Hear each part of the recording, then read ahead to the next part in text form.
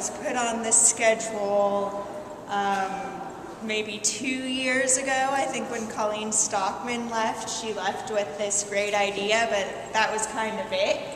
And so when Lori came on as the new director, she immediately reached out to Donald and said, we have this great idea, but we don't know what to do with it. Help.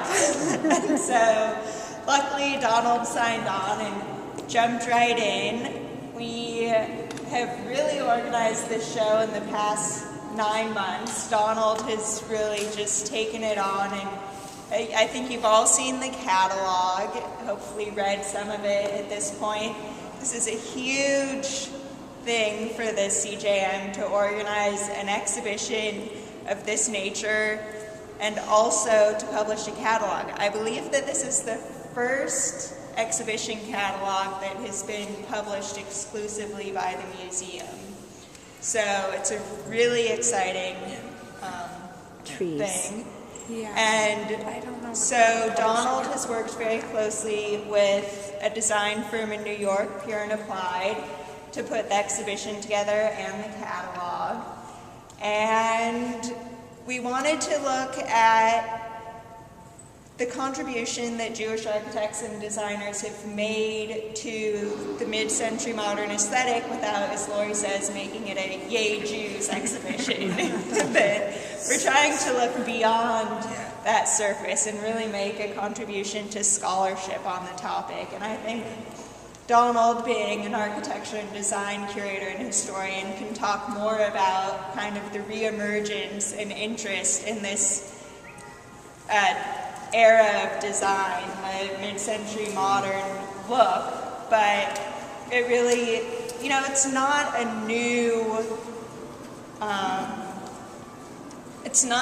new exploration. You can see design within reach. Things are being reproduced. There have been other exhibitions. Right. There was recently one at LACMA that focused on designers who had lived in California. But no one has really looked at it from the perspective of the Jews and why there was such a strong involvement. Yeah. So I'll turn it over to Donald, and I can chime in at certain points too. Yeah, the exhibition, organizing it was very much a process of discovery for me.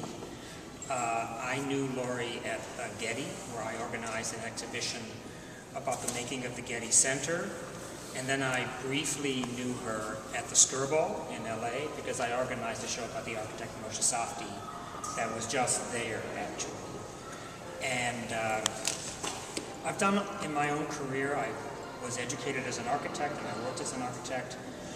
And then I started to work on exhibitions and I've done a lot of exhibitions on 20th century American architecture and design.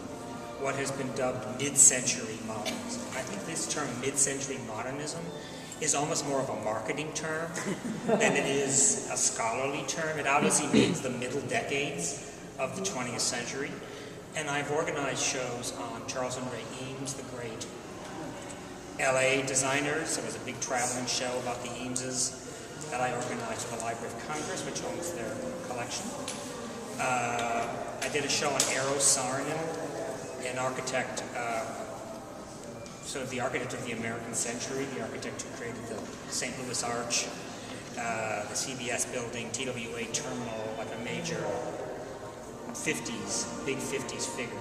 So I think Lori approached me and said, would you want to do this? And I very honestly admitted that I know the mid-century modern world, but I didn't know the Jewish involvement in it. Although I knew there were many Jewish architects and designers, no one had ever really focused on that thread. And that's what the show is. It's primarily a mid-century modern architecture and design show that follows this thread of those designers who were Jewish. And there are two groups, basically. There's actually three groups. There's the American-born designers, many of whom were the children of the first generation. They were first-generation Americans. Their parents came in that giant wave at the end of the 19th, beginning of the 20th century, oftentimes moving initially to New York. Then the second group which is not much represented. There aren't that many of them. The second group came around the time of the First World War, and they came for economic opportunities. Europe was in ruins, and they came here because America offered great opportunity. And they bring a kind of sophisticated European modernism with them. Many of them come from Vienna, which was the center point of a lot of modern ideas. And then laid on top of that group is the giant group of émigrés who come in the 1930s and early 1940s because of the rise of Nazism and because of the rise of fascism in Italy. And that's a very consciously modern group. Many are involved in the famous design school in Germany called the Bauhaus, which the Nazis closed in 1933. And that same year, you have a flood of these designers who come. They're architects, they're designers, but it's part of a much bigger group. There's filmmakers, people like Billy Wilder, there's filmmakers, there's musicians, there's art historians, there's writers. I mean, America is the incredible beneficiary of this emigration. And in 1945, when the Second World War is over with, America is wealthy. There's a big economic boom. There's a move to the suburbs. There's an interest in new housing, like projects by Joseph Eichler out here in California. And there's a desire to kind of go modern. And that's kind of really the focus of the show. Although there are things from the previous years before the Second World War, the focus is very much on the post-World War II period, when you get this great mix. I wanted the show to be sort of high culture and popular culture, and I wanted it to show every dimension of the home. So you'll find furniture, you'll find housing projects, you'll find fabrics, you'll find graphic designs and magazines, you'll find film stills, you'll find one-of-a-kind pieces by people like Annie Albers, a great weaver, who created products for industry, but who also created one-of-a-kind works of art. And then you'll find things like by Henry Dreyfuss, Princess phones and Honeywell thermostats that were not one-of-a-kind at all, but were ubiquitous in the American home. This interest in mid-century modern kind of kicks off in the mid-80s. 1986 is, in a sense, 50 years after 1936. And there's always kind of a 50-year cycle. You know, you look back, 10 years, 20 years isn't enough, 50 years is enough. And there's a great interest in historicism in the 1980s, postmodernism as it's called. And correspondingly, there's an interest in looking back to modernism. So you get a series of exhibitions and books that start the interest, and it bubbles up. So now you've got Design Within Reach, selling the furniture. You've got Mad Men celebrating the look on television. You know, you've got Dwell magazine sort of promoting that look of the kind of Eichler houses, the modern glass-walled house. So now it's, in a sense, it's become part of marketing and popular culture more and more. But it starts out with a series of exhibitions and books, mainly in, like I said, in the 90s. The Brooklyn Museum of Art does a famous exhibition called Machine Age in 1986 that really kind of kicks it off. It's a big exhibition at Museum of Contemporary Art in Los Angeles on the Case Study House program. That's kind of starts it. So exhibitions and books and scholars start a reconsideration. And this show is, however, original in that it's the first to look at the Jewish contribution. It follows that thread through the weave of modern architecture and design. Laid on top of that, of the designers who are in the show, is this idea of these networks. Because in my own investigation, I tried to figure out what the story was behind the show. It wasn't just a group of designers who happened to be Jewish. What was the story? And what you find out is there were a series of organizations in America that were particularly open to talented modernists for whom their background was not very important. Their Jewishness or their European-basedness was part of their personal lives and their personal identity, but it was not that interesting professionally.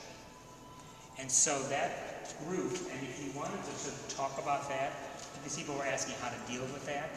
That network is introduced here, and then it's mentioned in the bios of the different designers along the way of the show. And then when you go to that last room, you meet those organizations again, and then you get long text panels on them. And then you can see, one second, this is a finale. So there's 6 of them.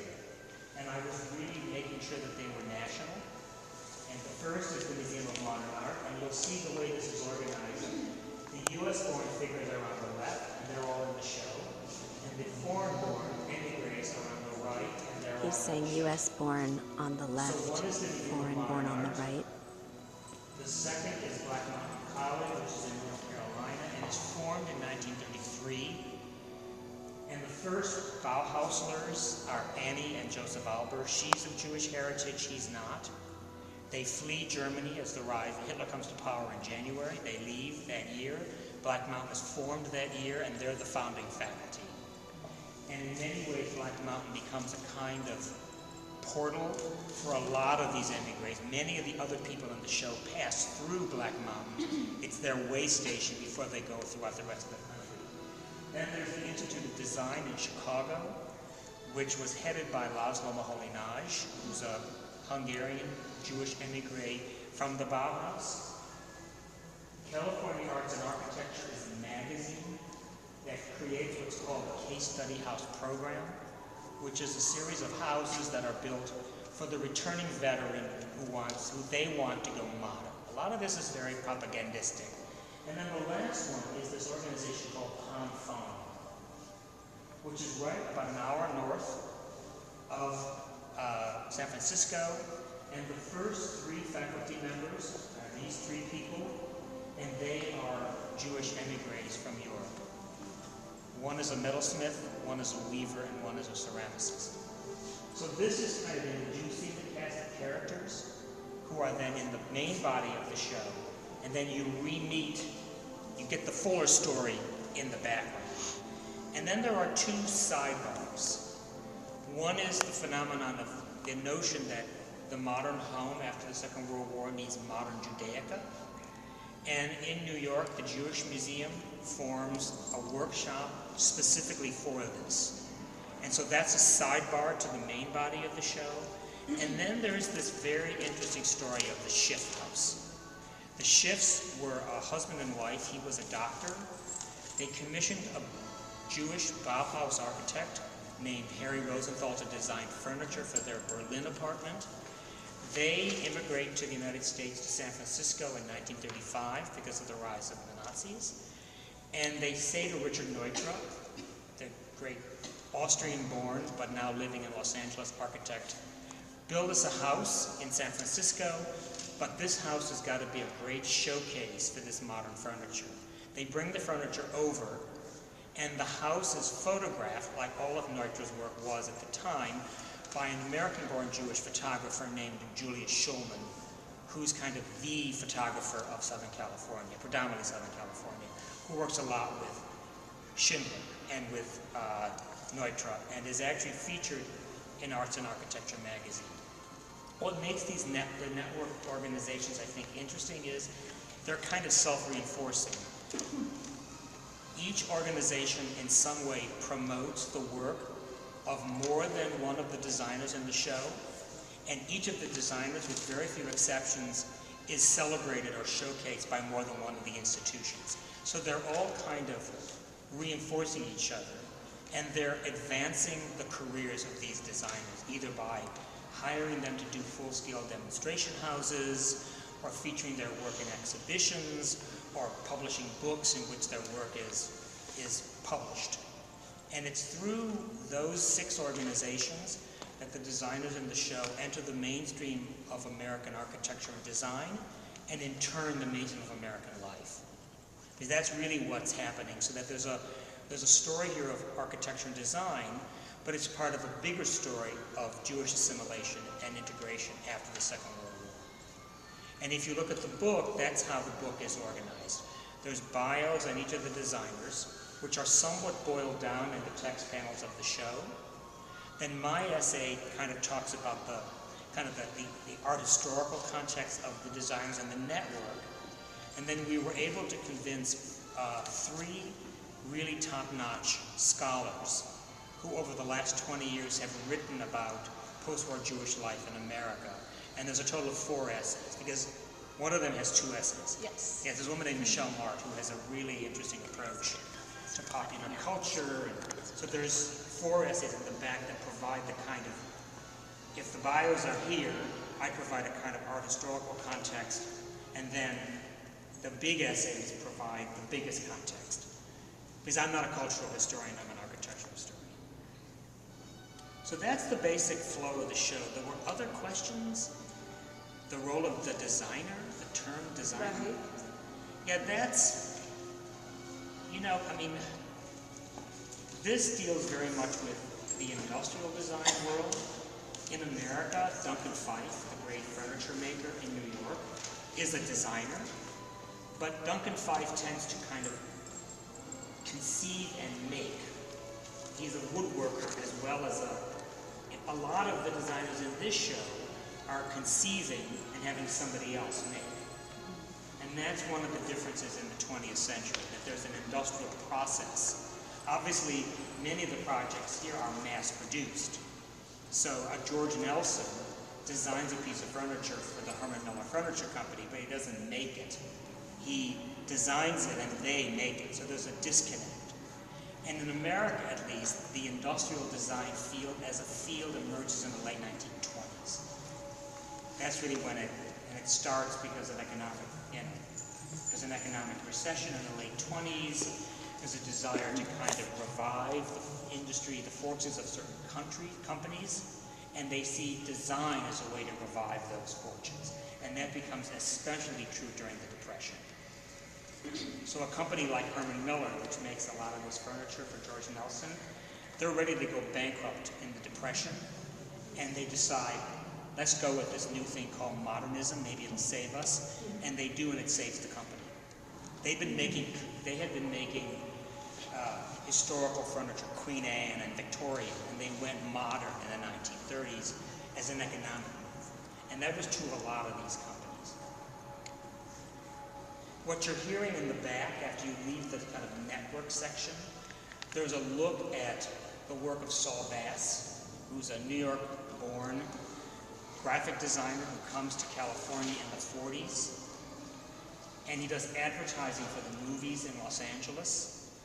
He designs the advertising campaign for Otto Preminger's film called Carmen Jones.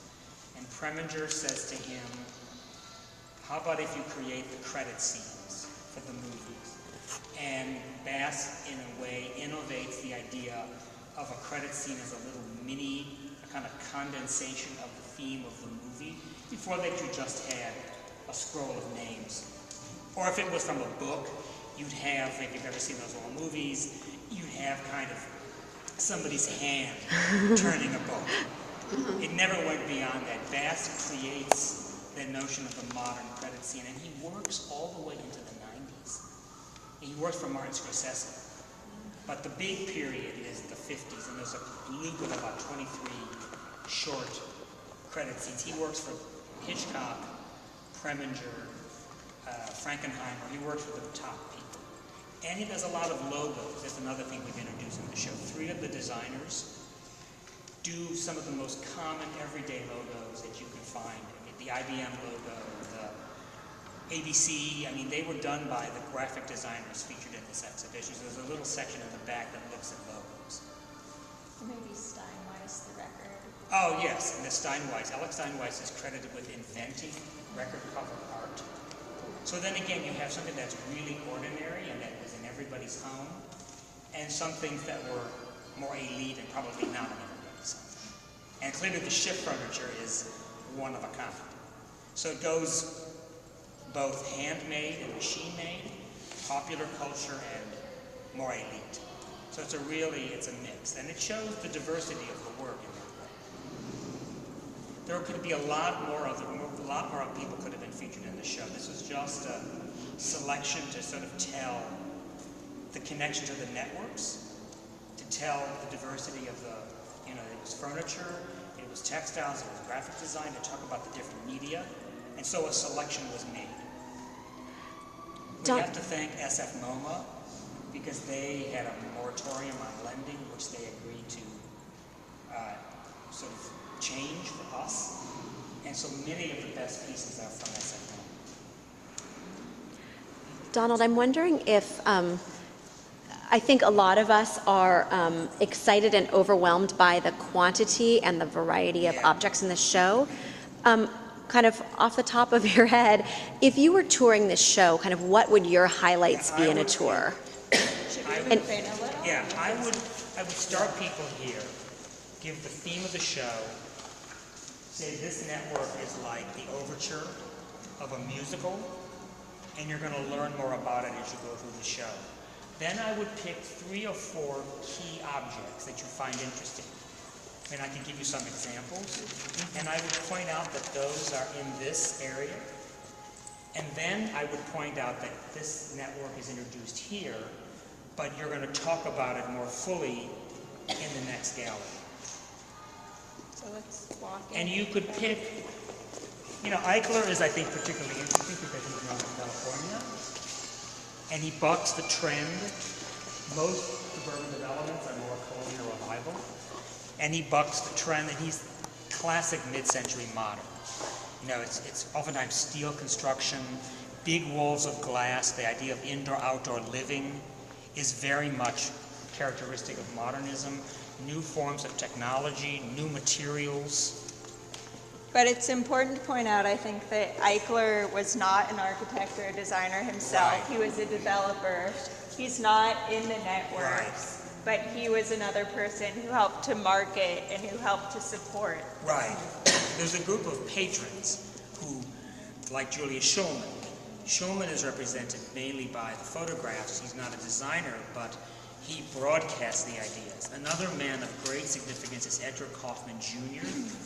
Edgar Kaufman Jr., and you can see, Edgar Kaufman Jr. was the son, the only child of Edgar Kaufman Sr., who owned Kaufman's department store in the Pittsburgh area, and it was one of the most trend-setting stores. So interestingly, when his son comes along, his son says, okay, what's the trend-setting ideas in my generation? And it tends to be modernism. He goes to New York and he works at the Museum of Modern Art, and he comes up with what's called the Good Design program, in which many of these designers are featured. It was a kind of very clever idea of having an exhibition of modern, good, functional design at the museum, but it also was at the Merchandise Mart in Chicago. And you can understand this with Kaufman. He comes from a retailing background. He was interested in selling and promoting. So he developed this idea of both the museum exhibition, but also to sell the idea by showing it at the Merchandise Mart in Chicago. His father commissions 2 of the great houses in America. His father commissions Falling Water by Frank Lloyd Wright outside of Pittsburgh. And after the war, he commissions the Kaufman, what's sometimes called the Kaufman Desert House, which is in Palm Springs, California. It's designed by Richard Neutra and famously photographed by Julius Schulman. And I'm sure it's featured in Arts and Architecture magazine. But Kaufman, again, is not one of the featured players. He's mentioned a lot, but he's one of the promoters, like Eichler is. I'm trying to think of others. Philip Reese at the Walker. So there's a group that are doing the kind of... Elvin Lustig is a very interesting figure. He's a designer who does furniture and fabrics. He's a graphic designer, but he also redesigns Arts and Architecture magazine. So he's, of all the figures, he's the most polymath in some ways. He dies very young. He has diabetes and he dies at 55. His wife is a woman named Elaine Lustig, who herself becomes a graphic designer and is still alive. And she marries a man named Cohen, so she's Elaine Lustig Cohen.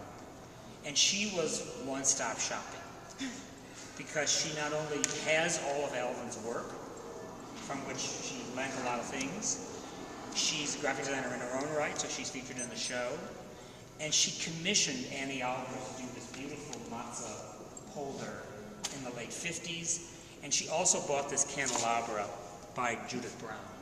So she's like 4 different people in this show is by her. And she was filled with she knew Edgar Kaufman, so she had great information. There was a question about the networks and whether they were aware of them. I don't think they were aware of the networks as a network. I don't think anybody said, oh, we're part of a network. But they all knew of what was going on. I mean, everybody at MoMA knew about California arts and architecture. The one that they probably didn't know much about was Pond Farm. Although Arts and Architecture does do an article on Pond Farm in 1949 when it opens. So they were aware of it. They were all aware of Herman Miller. They were all aware of Knoll Furniture. They all knew what was going on at MoMA. Many knew of Black Mountain College. They may not have perceived it as a network that I've conceived it as to lay on top of this show, but they were all aware. At the Walker Art Center in Minneapolis, there are articles by Edgar Kaufman Jr. in its museum magazine. And they're featuring Marguerite Wildenhain in their exhibitions, and she's at Pond Farm. And they're doing a show about Alvin Lustig, and they're featuring the work of Annie Albers and George Nelson. So they all knew of each other while they may not have seen themselves as part of a network. That's the kind of construct that we've laid on top of this show. But I would pick a few objects, maybe, for like the pop culture, ubiquitous, maybe pick the Alex Steinweiss. Those are all the album jackets on the other side of this case here. So you could pick the Steinweiss, and maybe you could pick the Natzlers, because the Natzler work, Otto and Gertrude Natzler come in the 1930s. Maybe this is interesting because it's one of a kind, and it's a husband and wife team. She does the ceramic bodies, or the earthenware bodies, and he does the glazing. So this is more high-end. These were not mass-produced. Whereas the Steinweiss is obviously, it's record carpets, it's mass-produced. So maybe pick, one emigre, one native-born American, one of a kind craft person, and one mass-produced person. One pro person who does mass-produced work, and that shows the range. Muriel Coleman is interesting because she's from Northern California and is not very well known. That's another thing. There's, within the design world, well-known people, and there's less known people. George Nelson is pretty well known because of the slack bench that he does, I think is sitting over there. But also Muriel Coleman is lesser known. So you could do kind of pairings, emigre, American-born, craft, mass-produced, known, unknown. There's also a lot of women in the exhibition, which was a kind of, not really a goal, but it just turned out there were many, many women involved. There was a woman named Ruth Adler Schnee, who's comes to the United States in the late 30s and lives in Detroit, and is featured in exhibitions at the Walker Art Center, and is still alive. She is.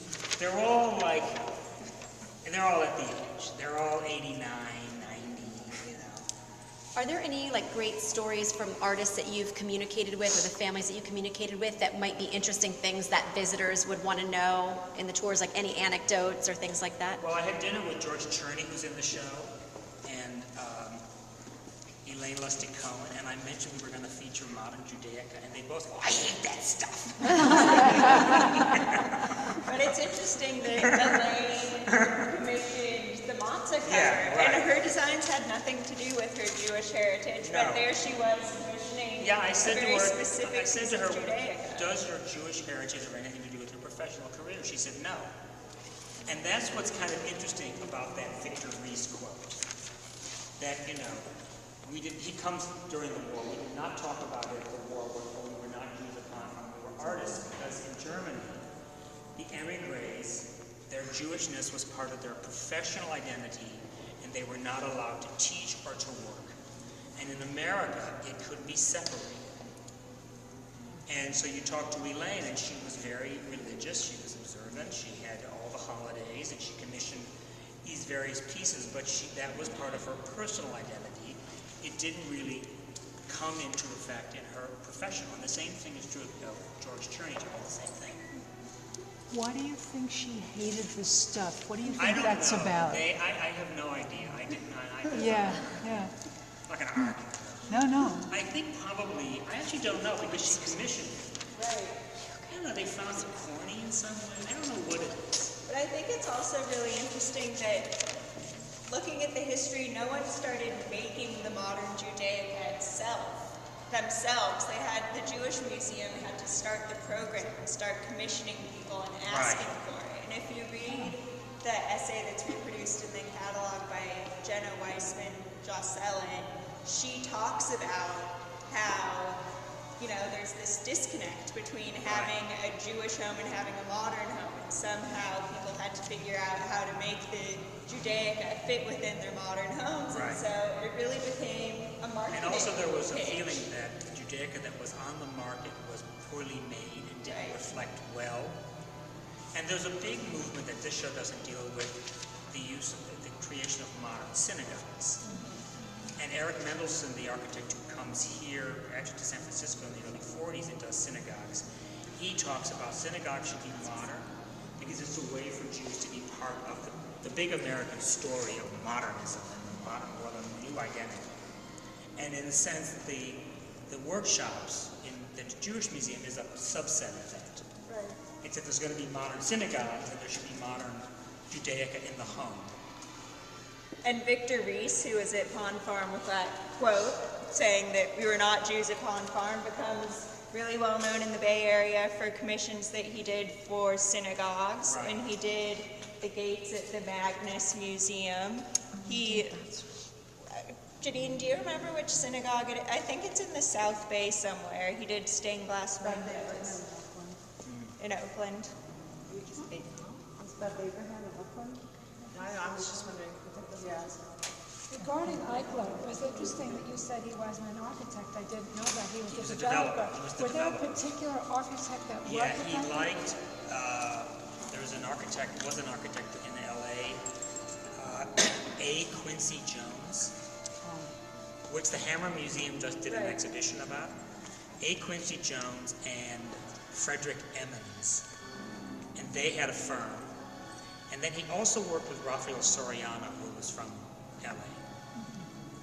I think Soriano does one of the experimental houses. He does some kind of early experimental house for him. So they developed the Eichler image. as That's it right. were. Eichler was the developer. Okay. And Soriano was a Sephardic Jew. Right. Oh, okay. Quincy Jones did that Sunnyland. That's right. Quincy Jones does Sunnylands for the Annenbergs, which is a Billy Haynes. You know who Billy Haynes was? Billy Haynes was a Hollywood decorator. Right. I mean, the idea of Quincy Jones was super duper modernist, minimalist, and then a Billy Haynes interior. It was really spectacular. All of his custom furniture. And Billy Haynes was a movie star who leaves Hollywood in the 30s and becomes this decorator. So. And even Saul Steinberg, which you can see has this wonderful wallpaper, comes in the early 40s. And that wallpaper is featured at one of the good design shows at the Museum of Modern Art. So if you get right beneath the surface, the networks are all linking these people. And I think this chair is in a good design show. The good design shows go from 1950 to 1955. MoMA's first textile show is devoted to Annie Albers in 1949. The good design shows are 50 to 55. And then there is the story, it's mentioned in the text panel, the extremely strange story of Philip Johnson, who was one of the great promoters of Jewish architects and designers, who worked with Hector Kaufman, and who was a tremendous anti-Semite in the 1930s, who actually joins up with Father Coughlin, who's this demagogue in Detroit, and he quits his job at MoMA and goes into Germany, and it's a very,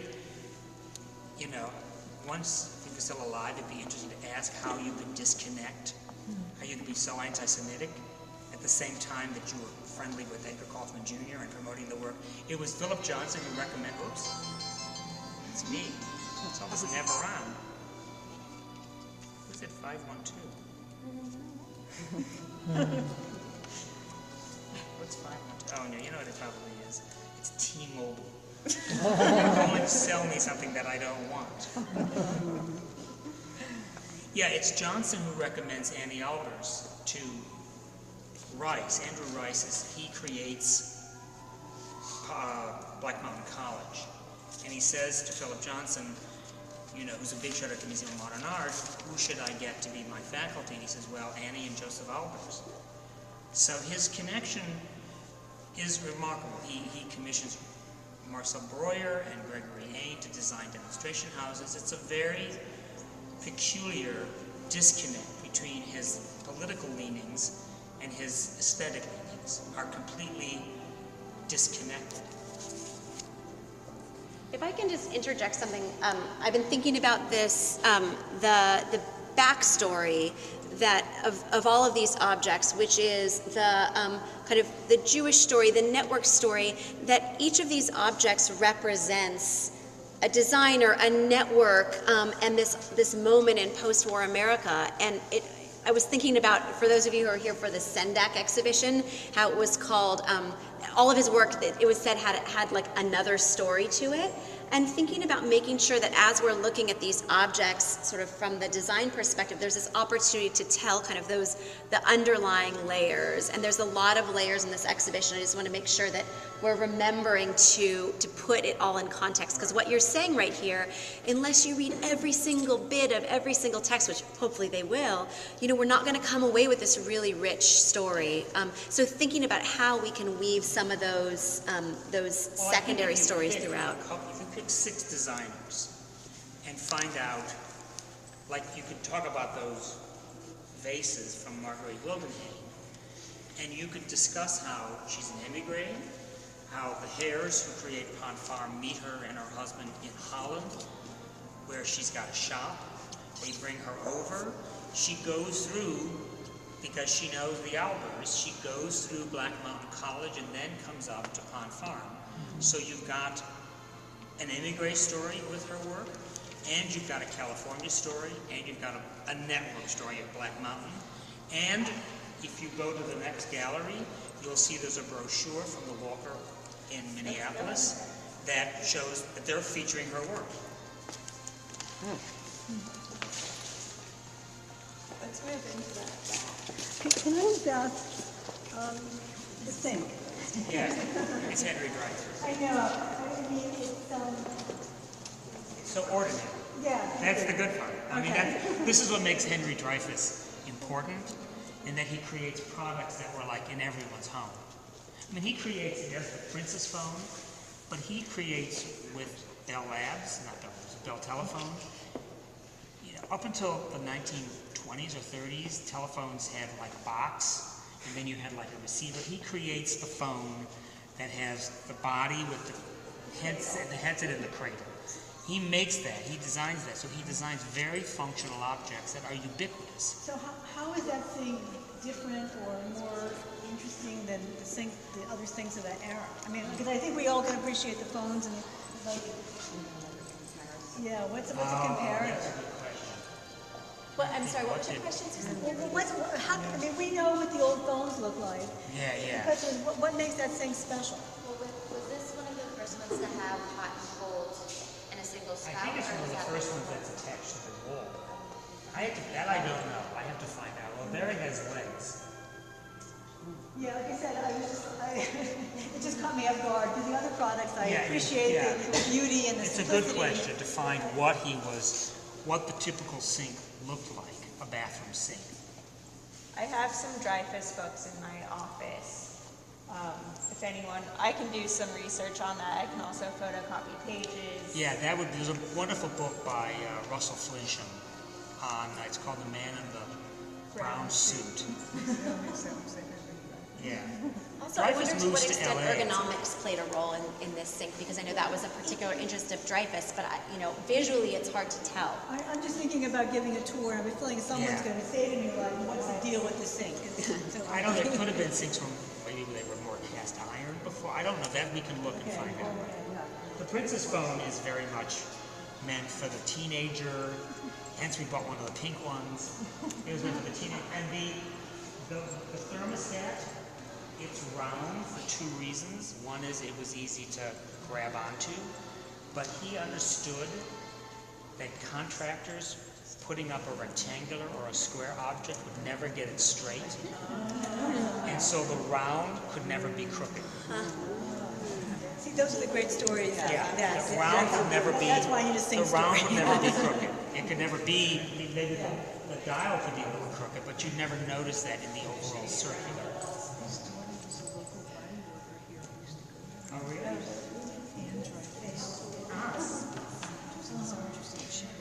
He moved to LA, I think, at some point. He moves to California after the war. Oh, I don't know. I'm not far into the book yet. He was an immigrant as well? No, Dreyfus was born here. If you want to know who's who on the network chart, it's the American born on the left and the emigres on the right. And as I said, the emigres, there's the group of Paul Frankel, Neutra, and Schindler. They all come from Vienna. They come in the early 20s for economic opportunity because the Austro-Hungarian Empire, because of the war, has collapsed. It's time to get out of town and things like that. And they go to LA, and LA is like a new place. It's got the movies, which is dynamic and very economically bubbly, and a lot of their clients are movie people. And a lot of their clients are Jewish because of the movie business. But also LA is a city looking for its own identity now. So they fit in because LA is trying to figure out what its identity is.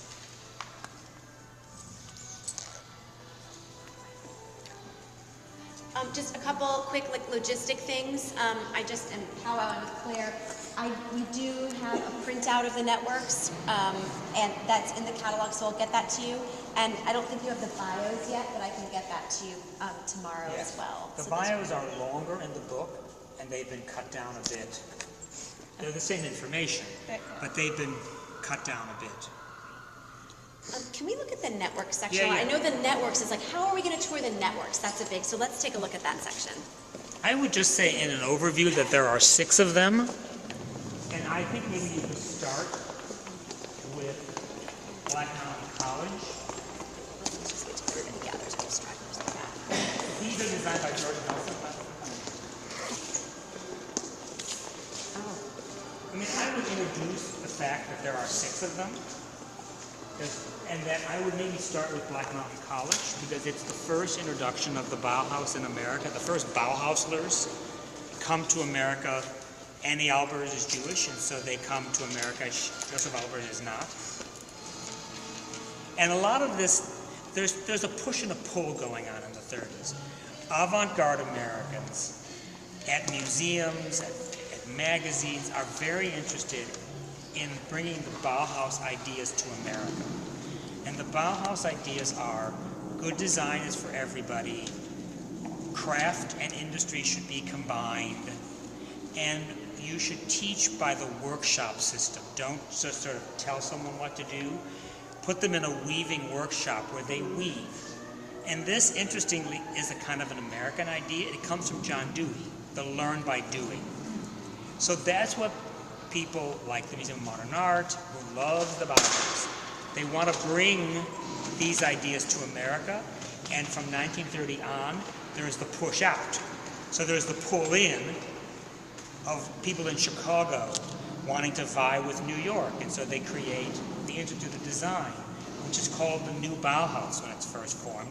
They pull Moholy-Nagy from London, but Moholy-Nagy is wanting to get out because he's being pushed by the Nazis and the fascists. So there's a push out and there's a pull in happening in the 30s. And it's part of a much bigger movement. There's filmmakers, people like Billy Wilder come, Preminger comes, there's filmmakers, there's authors, there's scientists, there's musicians. There's a whole book on musicians in Southern California who are immigrants. So the designers are just part of a giant, there's art historians, there's a big movement of these people coming. And not all are Jewish. I mean, by the later 30s, the architect Mies van der Rohe comes, Walter Gropius, who forms the Bauhaus, comes. So maybe you could start with that, and maybe pick one of the others. You know, pick two. It's good to start with that one because it's the first, and then pick one of the others.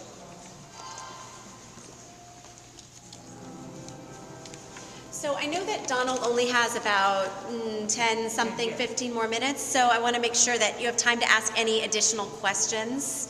And I also want to, just two other logistical things. The Judaica section, you probably noticed the sign. There's photography permitted in the exhibition except for in the Judaica section, so we really ask you to help us enforce that. If you see visitors on your tour, just kind of warn them that that's not permitted there. It has to do with the loan agreements. And the center area where you have that awesome Doric coffee urn, that will be glazed, but it's low, the glass is going to be low, so really watch visitors wear bags and elbows and stuff, and keep your distance from, even though it will be glassed in for the exhibition, just really watch visitor proximity to those glass panels. Anything else that I'm forgetting about the And logistics? by the way, which is not obvious, what you're looking at in these cases are books and magazines and brochures that are talking about these people. So for instance, the cover of Arts and Architecture, the label says this, that issue of Arts and Architecture is focused on the Institute of Design in Chicago. Or over there, you'll find there was a woman who studied at the Bauhaus named Hilda Reese. She goes to the Walker and she creates a kind of modern program of demonstration houses, full-scale houses that were built, and exhibitions, and she has a brochure. She's the one who asks Alvin Lustig to do an exhibition of his work. She does exhibitions that feature Marguerite Wildenhain. So you can sort of like pick one or two of those and show how the same person appears in 3 or 4 different places. And that's what's giving them their lift, is that they're not just local, they're national. They're being featured in New York, they're being featured in Minneapolis, they're being featured in California, all at the same time in the post-war period. Are these record covers collector's items? I think so. I don't think these are the actual record covers. They're test prints. They're test prints, and it seems as if the man who owns them had Alex Steinweiss sign them. Yes, it's his gallery in Los Angeles. So he's selling his prints and his designs through a gallery that focuses on graphic design. Right. They're not actually album covers. They're not the They're the test prints for the album. And his first album cover was in 1939, and it was for a record of Rodgers and Hart, one of the Rodgers and Hart musicals, which was a big moment in Rodgers and Hart's career. And that's the first one he designs. And then after the war, the long playing, the LP comes in, and initially it was like in a plain brown wrapper, and he says, well, why can't I just design a cover? But he does it before the war, but the big period on the 33 1/3, those LPs that are long gone. One more kind of logistics thing, these benches designed by George Nelson for Herman Miller. So I think many people recognize these platform benches. The museum owns them. We're using them for guests to sit on, but you'll also see George Nelson furniture on the platform that you all cannot sit on. Yeah, Nelson works for Herman Miller starting in the 40s. Good idea. I think so. He starts with Herman Miller around 1946, and it's he who introduces Herman Miller to Charles and Ray Eames. He says to the head of Herman Miller, there's an exhibition at the Museum of Modern Art called New Furniture by Charles Eames. You ought to talk to this guy. And that's where the plywood furniture comes in.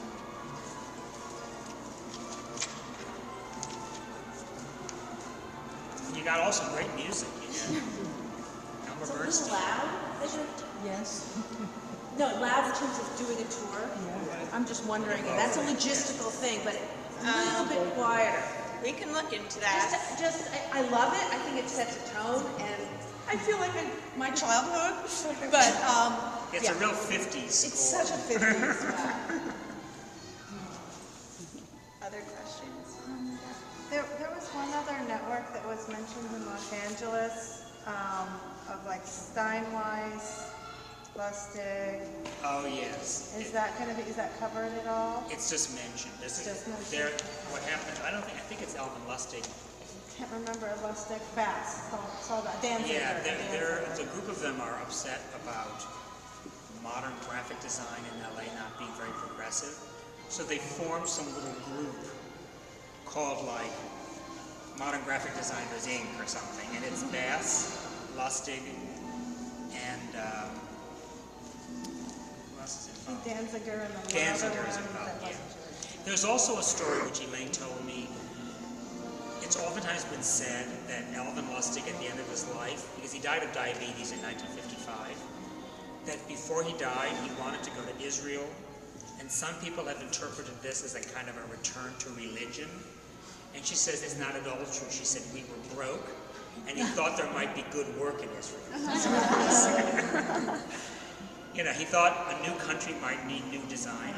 He struggled a lot. If you look at his bio, he's in LA, he's born in Denver, he's in LA, then they go to New York, then he comes back, he goes back and forth. And then he had diabetes and he died in, I think he's only 45 years old.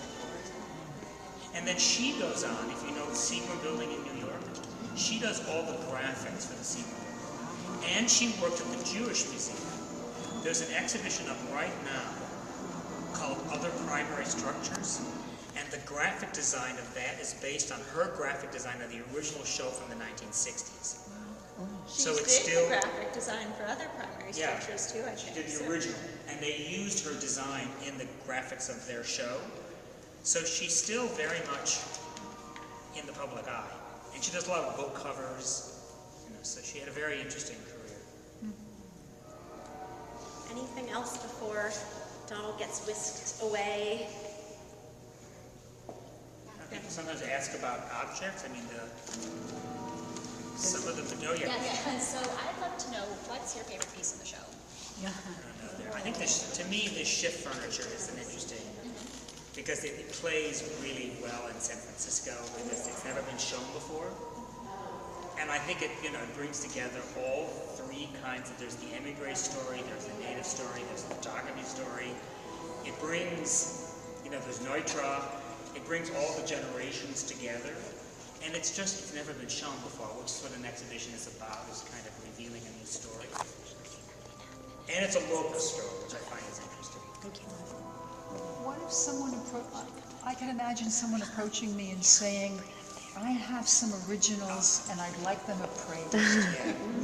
Are we going to have an appraiser once a week? I would recommend, you know, Museums are not allowed to be in the appraisal business. The big dealers in mid-century modern is Richard Wright in Chicago. Los Angeles Modern, I think it's called in LA, and Rago, which is in New Jersey. Those are among the big three. And I would just send them to those three. We can get you those names. We can send them to those three websites. But Rago, Wright, and I think it's called Los Angeles Modern or something. It's a guy named Lofney, he's the big West Coast dealer in modern design. They can appraise, and they can say whether it's valuable. Great. Anything else? Thank you so much. You may also be asked, I'm listening to this, which is a Bernard Hermsdorf Psycho. Did Saul Bass design the shower murder? Don't go there. It's still being debated. You know, sort of like.